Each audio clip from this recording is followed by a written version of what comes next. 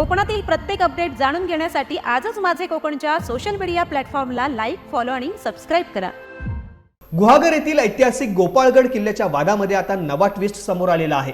राज्य संरक्षित स्मारक म्हणून घोषित झालेल्या गोपाळगड किल्ल्यावरील कथित मालकी हक्क सोडण्यासाठी संबंधित व्यक्तीने शासनाकडे तब्बल 10 कोटी रुपयांच्या मोबदल्याची अपेक्षा व्यक्त केल्याची माहिती शासकीय सूत्रांकडून समोर येत आहे।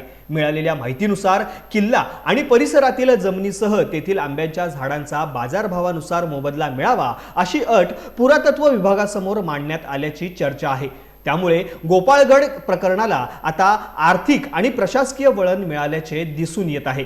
दरम्यान नुकत्याच घडलेल्या पर्यटक प्रकरणानंतर गोपाळगड किल्ला पुन्हा चर्चेत आला असताना या नव्या घडामोडींमुळे वाद अधिकच चिघळण्याची शक्यता व्यक्त होत आहे। आता या कथित मागणीनुसार पुरातत्व विभाग, महसूल प्रशासन आणि राज्य शासन नेमकी कोणती भूमिका घेते याकडे संपूर्ण रत्नागिरी जिल्ह्याचे लक्ष लागले आहे।